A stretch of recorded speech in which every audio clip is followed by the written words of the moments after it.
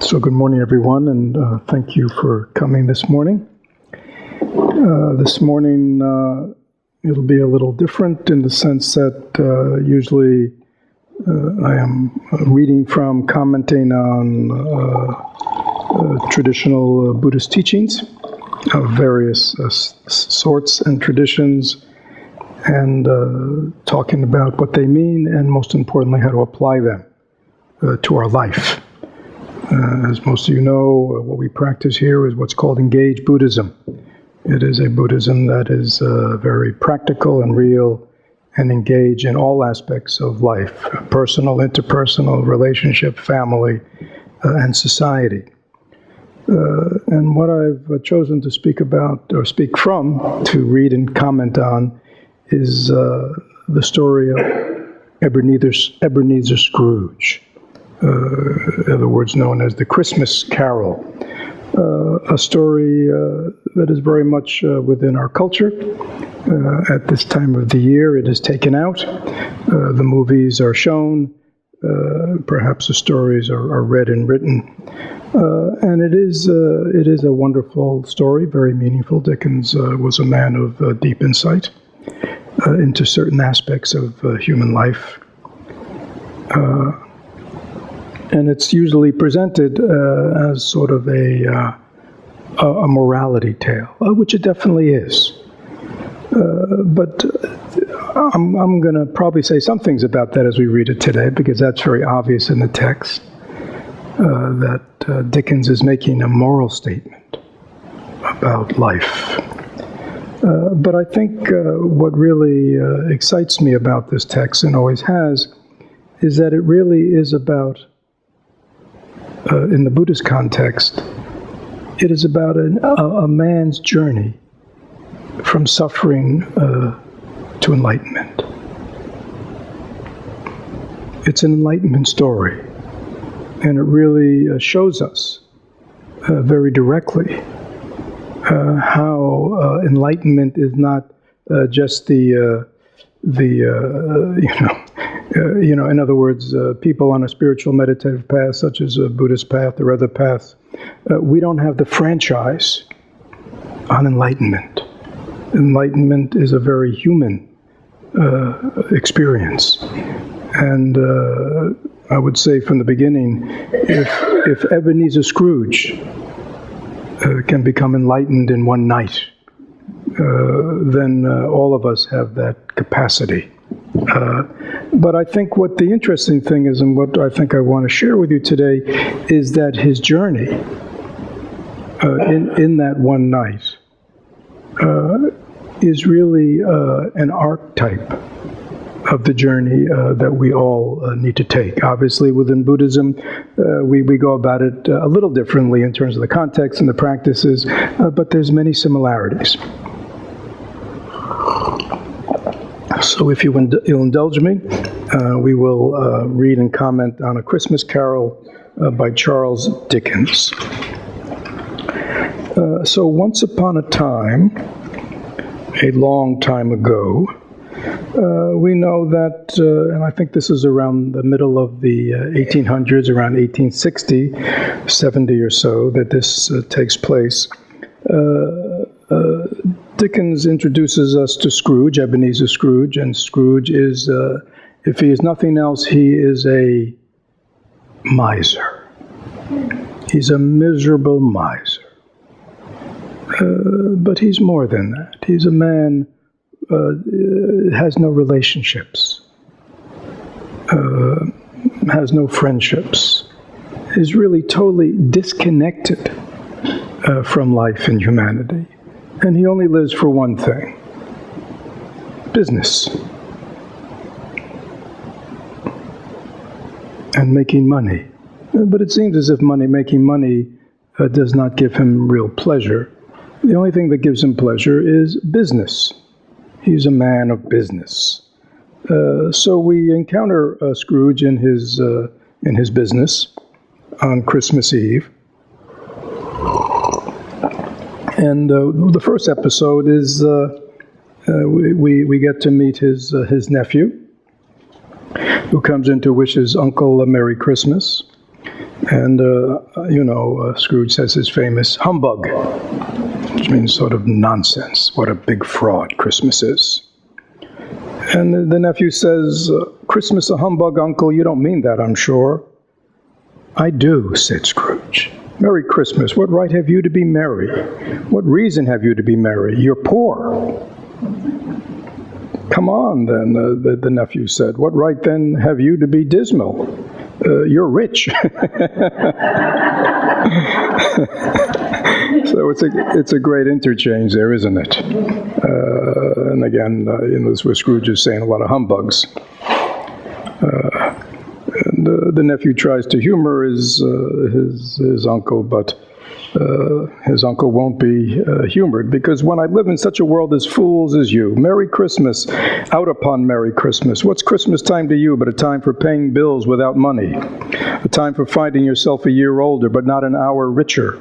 A time for balancing your books and having every item in them through a dozen months presented dead against you? If I could work my will, every idiot who goes about saying Merry Christmas should be boiled in their own pudding and buried with a stake of holly through their hearts. So we get a little sense of Scrooge. But his nephew's a very sweet guy, and doesn't get upset, doesn't get angry with his uncle. It's a good lesson to us. Doesn't judge him. And responds to him with his saying, what good is Christmas and the Christmas spirit ever done you? And so he answers, and again, my sense is these are all foils for Dickens. This is Dickens speaking. There are many things from which I may have derived good, but for which I have not profited. What a lesson for our society, where so much is about how much, is there any profit in this? Right? We live in a culture where everything's about making profit. Even if you're doing good, there's got to be some profit in it. He said, there are many things I've derived good, but which I have not profited, I dared say. Christmas among the rest. Actually, I've always thought of Christmas time, apart from the veneration due its sacred name, as a good time. A kind, forgiving, charitable, pleasant time. The only time I know of in the long calendar of the year when men and women seem by one consent to open up their shut-up hearts freely and to think of people below them as if they really were fellow passengers to the grave and not another race of creatures bound on other journeys. And therefore, Uncle, though it has never put a scrap of gold or silver in my pocket, I believe that it has done me good and will do me good. Right? So they're very profound, right? That most men and women during the year have shut up hearts and think of the people below them. And here he's talking economically below them, as if they were another race of people who come into his office. And so basically they are, looking for charitable donations. And they say at this festive time of year, Mr. Scrooge, it is more than usually desirable that we should make some slight provision for the poor and destitute who suffer greatly at the present time. Many thousands are in want of common necessities. Hundreds of thousands are of want of common comfort, sir. And again, this could be taken out of our current political dialogue. What does Scrooge say? Are there no prisons? Plenty of prisons, they said. And the workhouses, are they not still in operation? They are, they said, even though we wish they were not. And the treadmill and the poor law are in full vigor then? Both are very busy. Oh, I was afraid from what you said at first that something had occurred to stop them in their useful course. I am very glad to hear it, said Scrooge. The gentleman rejoined, under the impression that they scarcely furnish Christian cheer of mind or body to the multitude, a few of us are endeavoring to raise a fund to buy the poor some meat and drink and means of warmth. I mean, they're not asking for much. We choose this time because it is a time of all others when want is keenly felt and abundance rejoices. What shall I put you down for? And Scrooge says, nothing. You wish to be anonymous. And Scrooge says, I wish to be left alone. Since you asked me what I wish, gentlemen, that is my answer. I don't make merry myself at Christmas, and I can't afford to make idle people merry. I help to support the establishments that I mentioned. They cost enough, and those who are badly off must go there. Again, this is right out of our political dialogue today. But many can't go there, and many would rather die. If they would rather die, they had better do it and decrease the surplus population.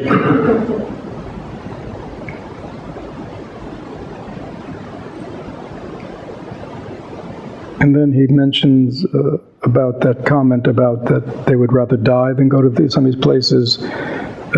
Scrooge says, I don't know that. And they said, well, you might want to know that. And he said, it is not my business to know that.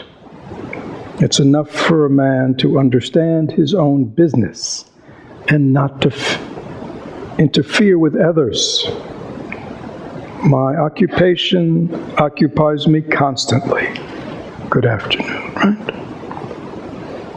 Every man and woman for himself. We know that is an ethic that is very predominant today.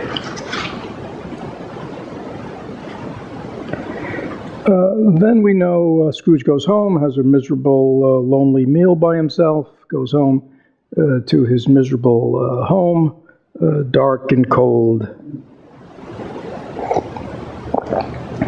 And all of a sudden, he hears noise, various kinds of things occur, and all of a sudden he is confronted with a ghost.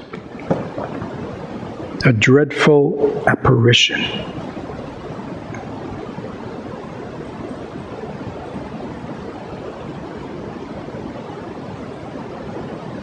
And Scrooge asks, why do you trouble me? And the ghost replies, man of worldly mind, do you believe in me or not? I do, I must. But why do spirits walk the earth, and why do they come to me? And this is a wonderful line, he says. It is required of every man and woman that the spirit within them should walk abroad among their fellow human beings and travel far and wide. Right? It is required of each of us, he's saying, that we do not live just in our own little narrow universe, our own little walled-off universe, our own little gated universe. But it is our duty to go among everyone. How wonderful that we live on Nebraska Avenue here, so we don't forget the world that we live in. That we walk among our fellow men and travel far and wide. And if that spirit does not go forth in life, it is condemned to do so after death. It is doomed to wander the world and witness what it cannot share and might have shared on earth and turned to happiness. And then he cried, and he's bound in chains, so he's shaking chains. And Scrooge asks him about the chains. And again, this is very much, to me, like the Buddha's teaching on karma, cause and effect. He said, I wear the chains I forged in my life. I made it link by link, yard by yard. I girded it on my own free will, and of my own free will I wore it. Is its pattern strange to you? Right. The chains that bind us, they are forged by no one else than ourselves. And how do we forge it? Link by link. Day by day, action by action, thought by thought. We are creating the chains that either bind us or free us. So is its pattern strange to you, the ghost asked. Scrooge trembled. Or would you know the weight and length of the strong coil you bear yourself? He sees the chains on Marley. He doesn't yet see the chains on himself. Scrooge thinks the way he is normal. The way he feels and thinks and believes is normal. He doesn't understand that he is bound, that it is heavy, and it's a ponderous chain. And then they talk more, and Marley describes how he's been wandering the earth in chains for the last 7 years since he died. And Scrooge, so as Marley's telling him this, Scrooge says, "But Jacob, you were always a good man of business." Right? Like that should be the saving grace. Right? You always were good at business. You always were good at making money, Jacob. "Business," cried the ghost, wringing its hands. "Mankind was my business. The common welfare was my business. Charity, mercy, forbearance, benevolence, these were all my business. The dealings of my trade were but a drop of water in the comprehensive ocean of my business." Quite wonderful. You know, in those who are not familiar with the Buddhist path, the ideal is what's called the bodhisattva. And the bodhisattva is just this. If we could describe what the job of the bodhisattva, it is the common welfare. Charity, mercy, forbearance, benevolence. This is our work. He's setting forth a very altruistic vision of what it means to be a human being, where what we do, our work, is just a small piece of that. Right? He's really clearly, this is what we're here for. And while we may have business or work, professions, jobs, they're means to this. They are not the end. But again, we live in a world today where this is so relevant. Right? Because people think the most important thing in their life is what? Their work, their business. And we devote incredible amount of energy and time. It tires us, it stresses us. It exhausts us. And we forget what our real work is in this life.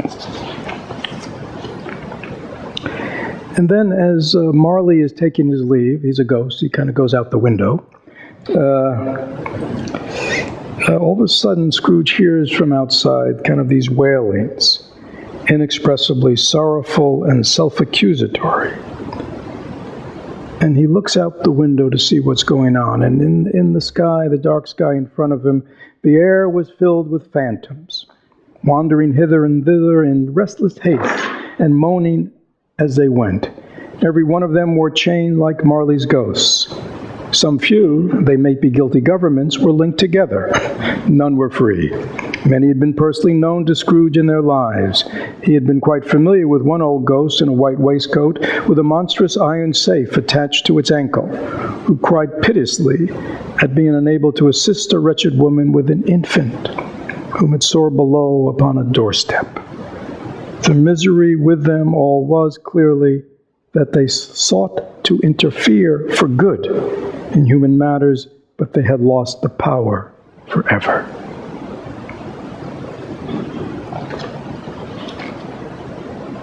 If we want to do good, we have to do it now. Right? Their suffering is they no longer have that capacity. They see the suffering, but they've lost the capacity because they are chained by what? By the chains they forge, their greed, their narrowness, their insensitivity, etc. So, but basically Marley set the stage. Everybody have a clear picture of Scrooge and what he's been up to.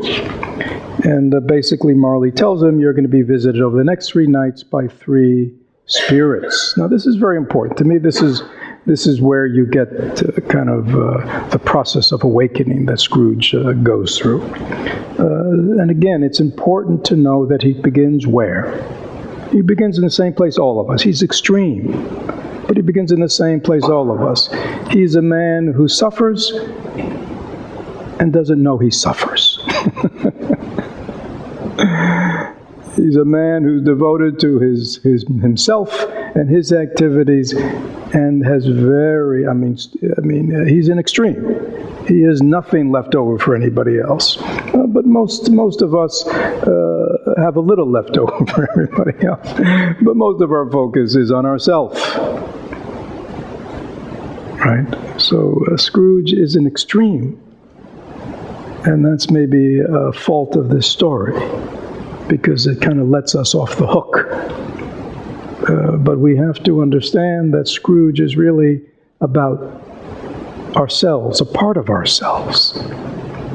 Luckily, I would imagine we're all here, and it is not a dominating part like Scrooge, an all-consuming part like Scrooge.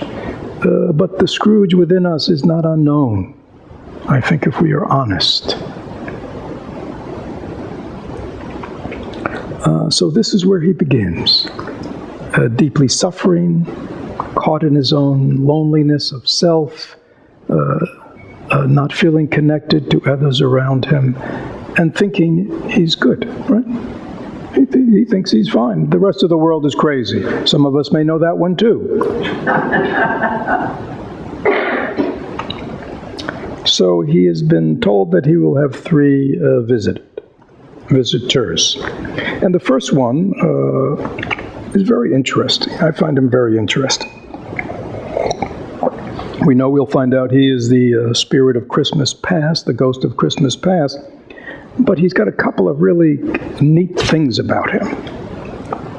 One is he's got, from the crown of his head, there sprung a bright, clear jet of light, by which all was visible, and which, with doubtless the occasion of its using in duller moments, a great extinguisher for a cap, which it held under its arm. So this isn't often, I don't think, in the movies. He's got this incredible light that kind of comes out of his head. But it's so bright that he has this cap that he can kind of extinguish it. But this, as Scrooge looked at it, this was not the strangest quality of the spirit. For it had a belt that sparkled and glittered, now in one part and now in another, and what was light one instant, another time was dark, so the figure itself fluctuated in its distinctiveness, now being a thing with one arm, now with one leg, now with 20 legs, now with a pair of legs without a head, now a head without a body, of which dissolving parts no outline could be visible in the dense gloom wherein they all melted away. And in the very wonder of this, it would be itself again, distinct and clear as ever. So my sense is, in defining this spirit of the past, the spirit that can take you into the past, right? I think it's, here I'm projecting onto what I think Dickens is up to. On the one hand, it has a light, so you can see clearly the past, right? It's this light, this bright, shining light that most people want it not to have. Please turn that light off. I don't want to see this. And on the other hand, it has this capacity to endlessly be changing shape. And I think that's the past, isn't it? Our past has infinite capacity of taking different shapes. Right? We can see all different things about ourselves and other people. We can see pieces. We can see glimpses. We can look at it one way and it looks like this, and we look at another way and it looks like that. So he's got this belt that lets us see how people see the past, but then he has this light to see clearly. So now Perhaps Scrooge could not have told anybody why, if anybody would have asked him. He had a special desire to see the spirit in his cap and begged him to be covered. And the ghost says, "What? Would you so soon put out with worldly hands the light I give you? Is it not enough that you are one of those whose passions made this cap and forced me through whole trains of years to wear it low upon my brow?" Right? You are the one who made this cap that prevents the light of clarity, of illumination, from being seen. Right? He's not going to take it off for him. Scrooge reverently disclaimed all intention to offend or any knowledge of having willfully bonneted the spirit any part of his life. He then made bold to inquire what business brought him here. "Your welfare," said the ghost. Scrooge expressed himself much obliged, but could not help thinking that a night of unbroken rest would have been more conducive to that end. The spirit must have heard him thinking, for it said immediately, "Your reclamation. Take heed. Rise and walk with me." So we see that we are now we are on a journey of reclamation. He's on a journey of reclamation. He's going to reclaim. We will see what he's going to reclaim. The first thing he has to reclaim is what? His past. That's the first thing we have to journey.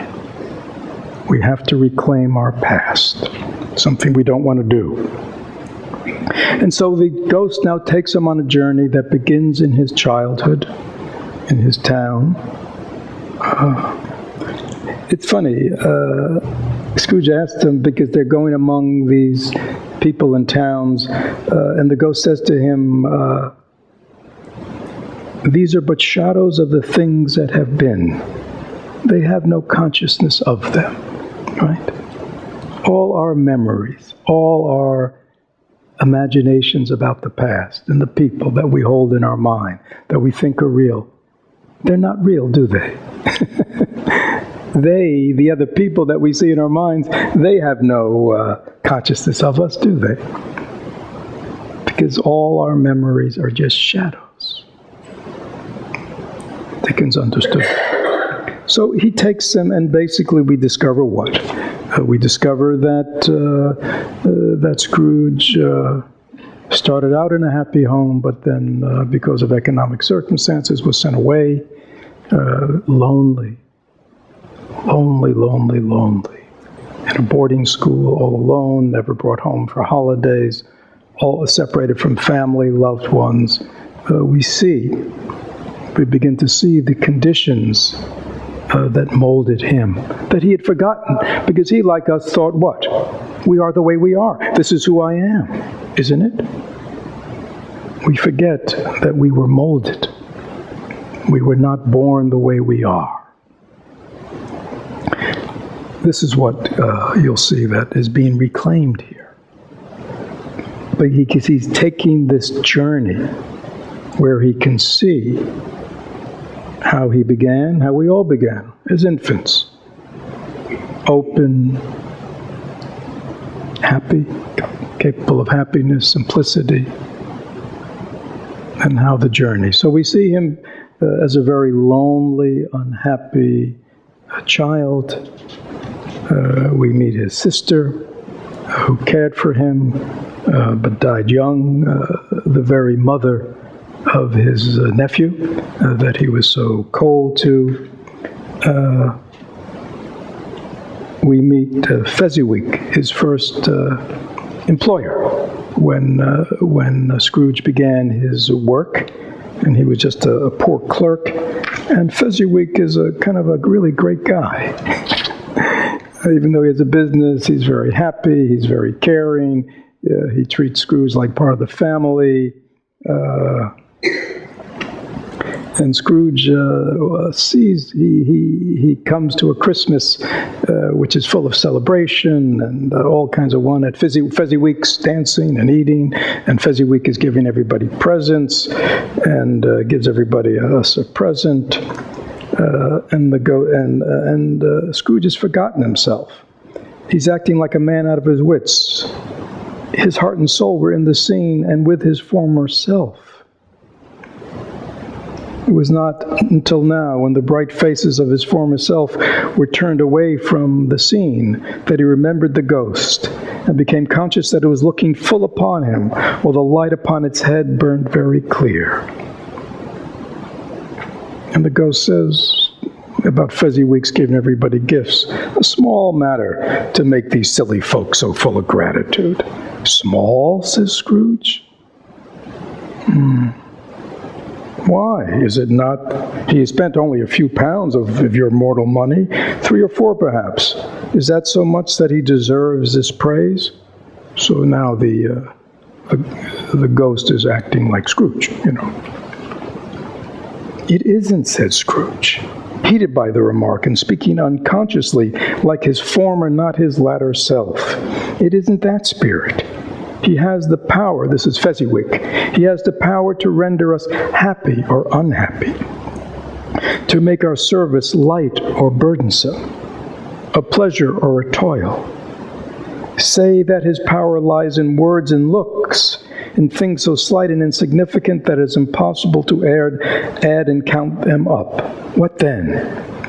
The happiness he gives is quite as great as if it cost a fortune.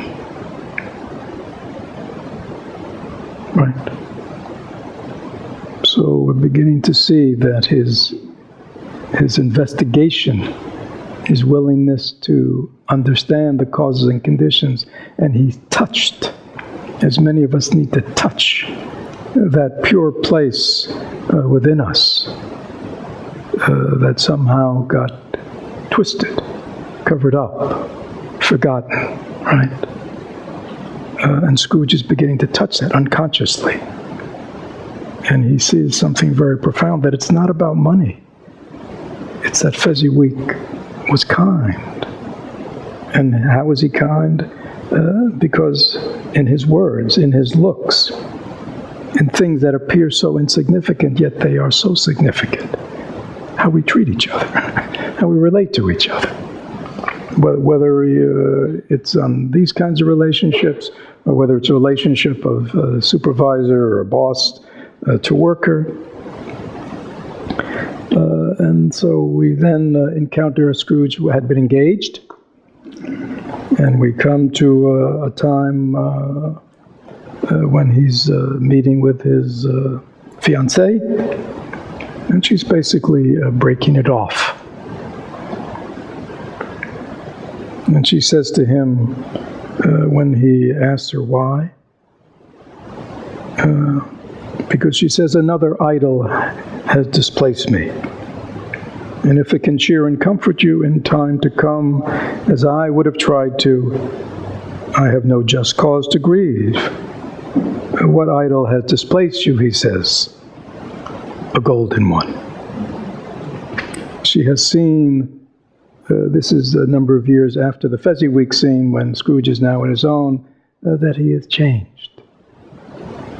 That he has become a man of business.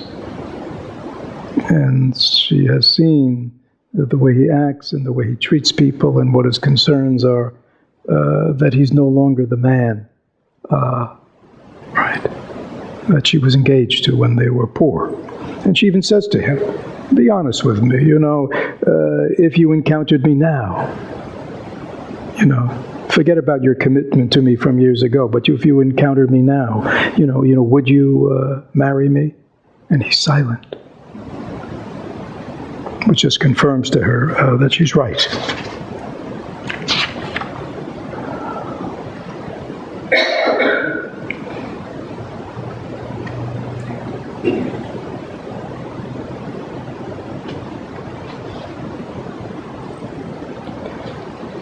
And so there are a few more incidents, but basically it's up to now. And Scrooge finally says, remove me from this place. I told you there were shadows of things that have been. If they are what they are, do not blame me. Remove me. I cannot bear it. He turned upon the ghost that was looking at him with a face, with a strange way that were the fragments of all the faces he'd ever seen. And then he disappeared. And then there is the next visit, which is from the spirit of the present. And first that spirit takes him just out into the world. And there are pages and pages of just, Christmas, like in the movies. Everybody's happy and all the mistletoe and the food. And the streets are bustling and everything is quite wonderful. Things are quite wonderful. And he takes them then into the home of poor people, of miners, of seamen, and shows that even there is great Christmas spirit. So he really shows them that the spirit of Christmas has a way of transforming people. And actually this spirit has a kind of special thing that he kind of sprinkles like a magic wand. And so anytime there's any kind of disagreement going on, or any kind of conflict, or any kind of anything going on in someone's homes, he sprinkles a little bit, and all of a sudden people are changed and they treat each other well again. It's a spirit of what? Of kindness. Right? The spirit of love, the spirit that puts aside all its thoughts and its judgments and its selfishness and just wants what? People to be happy and life to be good and for people to live in harmony. I mean, it's a wonderful spirit that is personified in this Christmas. But then, he ends up at Bob Cratchit's house. You remember Bob Cratchit? His clerk, who was so abused by him and demeaned by him. And Bob has a really nice life with his wife and his 6 children. But we know his youngest son, Tiny Tim, is quite ill. And Scrooge, with an interest he had never felt before, says, tell me if Tiny Tim will live. And the ghost says, I see a vacant seat and a crutch without an owner. If these shadows remain unaltered by the future, the child will die. No, no, said Scrooge. Oh, no, kind spirit, say he'll be spared. And the ghost says, if these shadows remain unaltered by the future, none of my race will ever find him here. So what? If he be to die, he'd better do it and decrease the surplus population.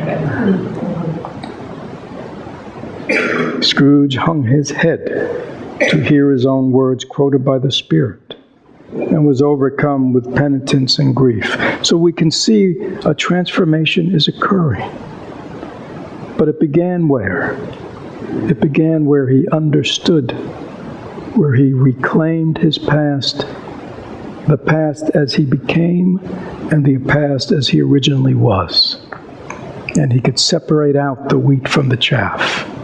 And now, having reconnected with that part of himself that had the capacity for happiness, that had the capacity for love, that had the capacity for connection, he can now go into the present and understand it at a deeper level. And we can see, for the first time, I mean, Bob Cratchit's been his employer for years and years. I mean, he's never shown any interest in Bob's family or Bob's welfare or Tiny Tim.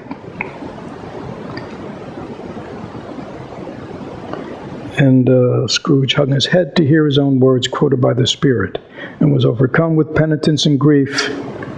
And the ghost says, man, if man you be in your heart, forbear the wicked cant until you have discovered what the surplus is and where it is. Will you decide what men shall live and what men shall die? It may be in the sight of heaven you are more worthless and less fit to live than millions like this poor man's child. Very beautiful, isn't it?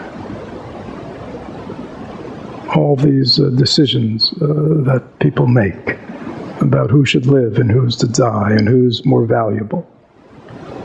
It's sort of in Buddhism we talk about the relative and the absolute. From the absolute, all life is precious. All life is significant, right? From the point of the relative, I think my life is more important than the cockroaches. But from the cockroaches' point of view, their life is important to them. We need to see that.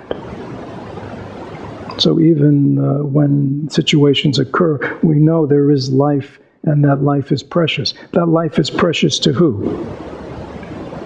To that person, to that family. You know, in this world we see children dying, and we talk about civilian deaths and collateral damage, and not realizing what? That this is somebody's child. This is somebody's brother or sister or mother or father. And if it was ours, we would not talk that way. So he's being chastised.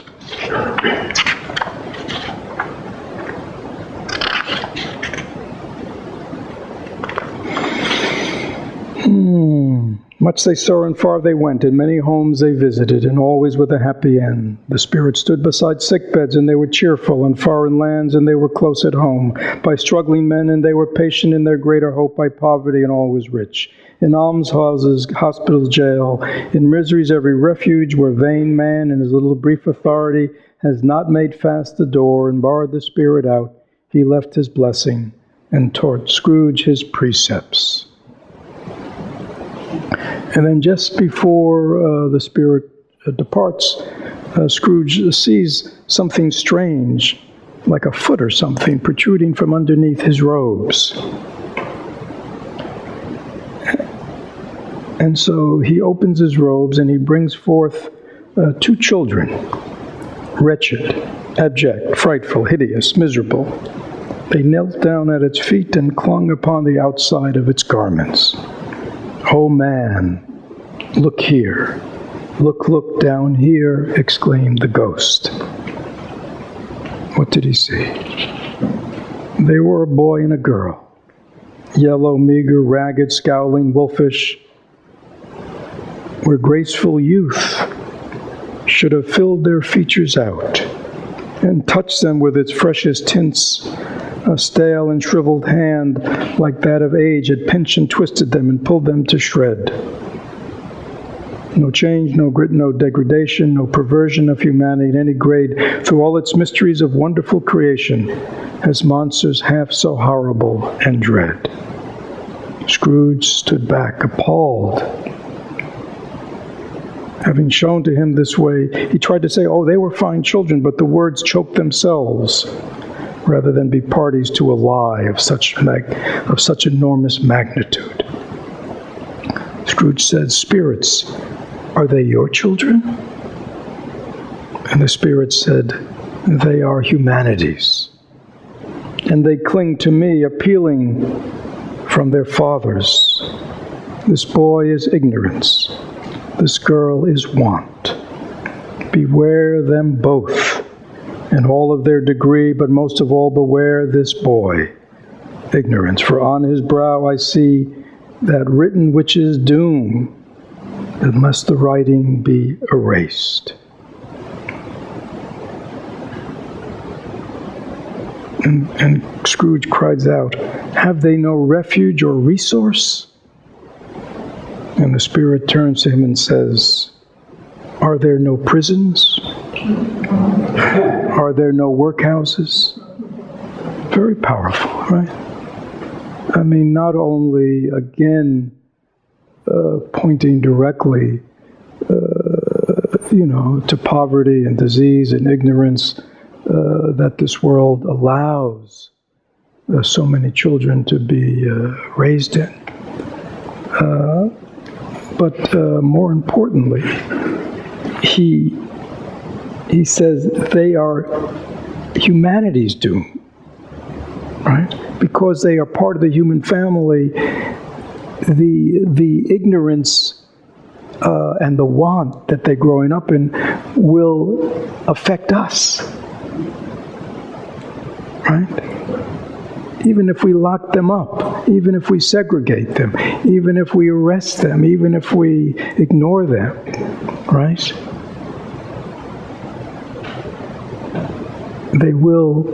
They are our doom. We are connected. That is why he's saying they are our responsibility too. So very modern. And now we get to the culmination. We have met Scrooge. We have journeyed with him into his past. He has journeyed into his past. He is awakening. He is reclaiming his humanity. Not through, it's through a practice, can you see? It's looking deeply. He's looking deeply into his life and into humanity's life. And now all of a sudden he's looking at the modern day and the situation very differently because he's waking up. And then he meets the last spirit. And I won't read all of it, but basically this spirit of Christmas to come is very dark. It can't be seen. It's cold.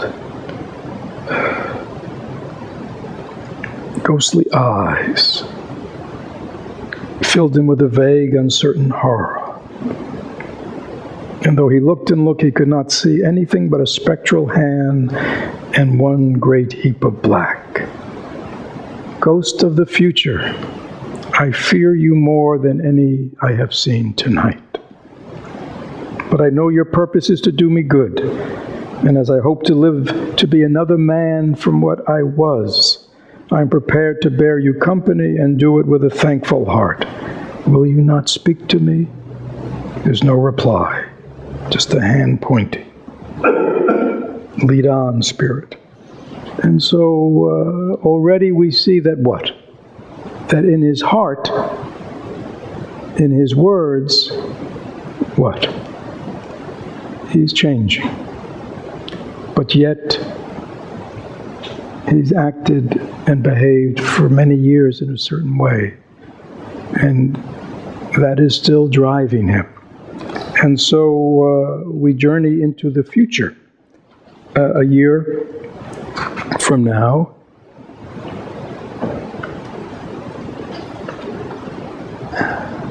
and he takes many journeys,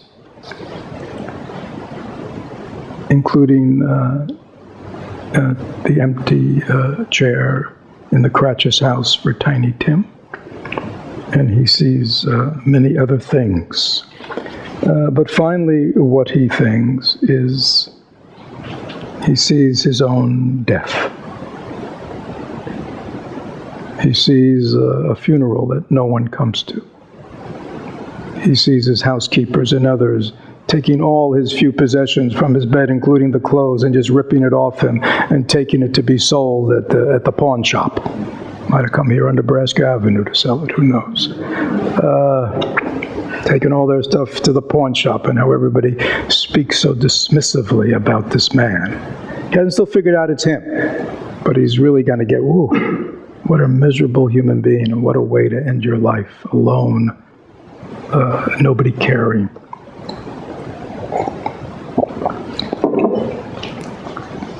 So he's in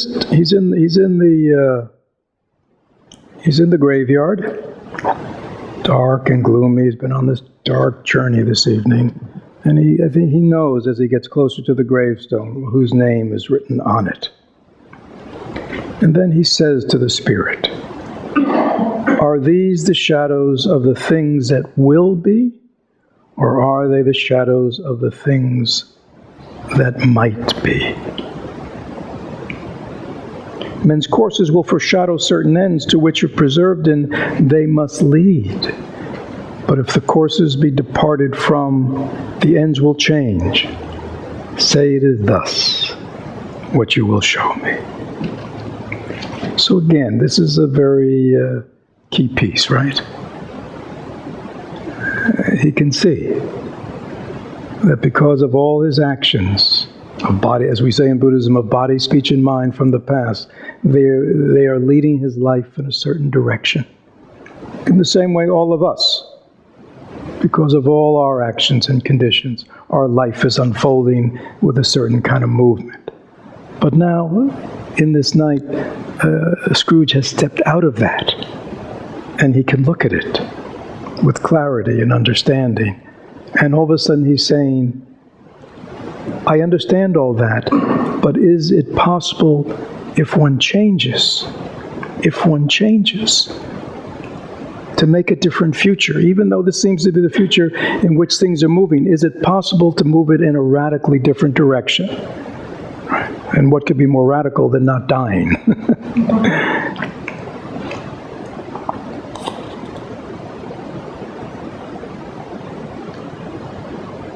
Good Spirit, he's now down on the ground, prostrate before him. Your nature intercedes for me and pities me. Assure me that I may change these shadows you have shown me by an altered life. You see, and I will live in the past, the present, the future. The spirits of all three shall strive within me. I shall not shut out the lessons that they teach. Oh, tell me I may sponge away the writing on this stone. In his agony, he caught the spectral hand. It sought to free itself, but he was strong in his entreaty and detained it. The spirit, stronger yet, repulsed him. And then, of course, what?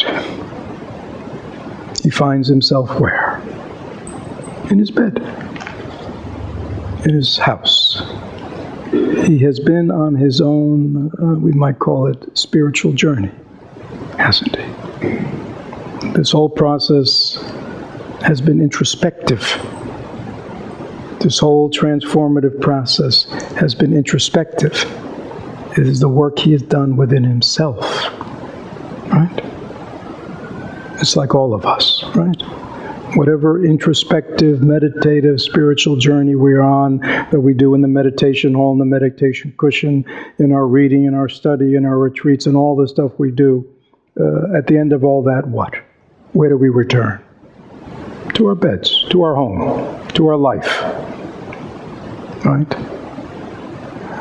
We want to wake up somewhere else, but we wake up in our own beds. Which I think is very important. It's not as if Scrooge kind of woke up and was somebody else, looking different, you know what I'm saying? He woke up in his own bed, where everybody saw him as he had always been, right? But his change is inward. His transformative change is within himself. But now he is awoken in his own bed, right? It's like all of us. Right, we leave here today, and we have a choice. Right? Are we going to continue, or are we going to act, behave, think the whole deal differently? So he wakes up and he is happy. He is happy. And he's just amazed. And I see this very much as if he's had what I would call an enlightenment experience. He's had a transformative experience in which everything is seen differently. And how do we know that it's a genuine transformative experience where everything is seen differently? Because it feels. It's not just conceptual. Many of our experiences, our changes, our insights are conceptual. But we know this is real because he feels it. I'm as light as a feather. I am as happy as an angel. I am as merry as a schoolboy. I am as giddy as a drunken man. Right? He's laughing, he's crying, he's just beside himself. He's had a real experience. Right? He feels differently. And all he wants to do is go out in the world And all of a sudden, he just laughed and laughed. And Dickens writes, really, for a man who has been out of practice for so many years, it was a splendid laugh, a most illustrious laugh, the father of a long line of brilliant laughs. I think that's important for all of us, that if Ebenezer Scrooge could find that wonderful laugh still alive within him, that should give hope to all of us, that laugh is alive in us. No matter how suppressed, repressed, denied, forgotten, denied, diminished, it is still there, awaiting our discovery. And we know he kind of went about and he bought the Cratchits a beautiful turkey, and he ran into the men on that he had dismissed, and he ran into them on the street, and he gave them a donation that just shocked him. They couldn't believe it was him. He went to his nephew's house. Like, everybody, he walks into everybody's quiet, and he's just happy and grateful and enjoying the fun. He is different. And he even plays a prank on the next morning to Bob Cratchit. When Bob comes into work a few minutes late, Scrooge begins by kind of, Cratchit. He calls him in and all that. But what does he do? He gives him a raise, and therefore I'm going to raise your salary. Bob trembled, got a little nearer to the backing away. He thought that Scrooge had gone crazy. He had a momentary idea of knocking Scrooge down, holding him, and calling to the people in the court for help and for a straitjacket. And Scrooge said with an earnestness that could not be mistaken, "A Merry Christmas, Bob, a Merrier Christmas, Bob, my good fellow, that I've ever given you for many a year. I'll raise your salary and endeavor to assist your struggling family, and we will discuss your affairs this very afternoon over a Christmas bowl of smoking bishop, Bob. Make up the fires, buy another coal scuttle before you dot another I, Bob Cratchit." Right, so he has shown him in this very direct and personal way what? That his transformation is real, because it's alive in his interactions with life, with people. It's no longer just about who? About me. Right? I mean, Scrooge has spent this morning only thinking about what? How can I benefit others? How can I make others happy? Right? How can I use whatever resources I have to help other people? Right? And so it ends. And Scrooge was better than his word. He did it all and infinitely more. And to Tiny Tim, who did not die, he was a second father. He became as good a friend, as good a master, as good a man, as the good old city knew, or any good old city, town, or borough in the good old world would know. Some people laughed to see the alteration in him. But he was wise enough to know that nothing ever happened on this globe for good at which some people did not have their fill of laughter at the outset. And knowing that such as these would be blind anyway, he thought it quite as well that they should wrinkle up their eyes in grins as have the malady in less attractive forms. His own heart laughed, and that was quite enough for him. So this is the enlightenment experience of Ebenezer Scrooge. It certainly should inspire all of us to know that if many of us here say, I may not be perfect, but I'm certainly not Ebenezer Scrooge. And we can see that if Ebenezer Scrooge can transform himself in one night by going through this transformative process of reclaiming his original nature, In Buddhism, we talk about Buddha nature, we talk about things like that, our original nature, our true mind. But this is what we're talking about. You know you've done that when you are free of all your conditioning, of all your limitations, of all your narrownesses. And there is nothing left but a great openness and embrace of life and everyone in it.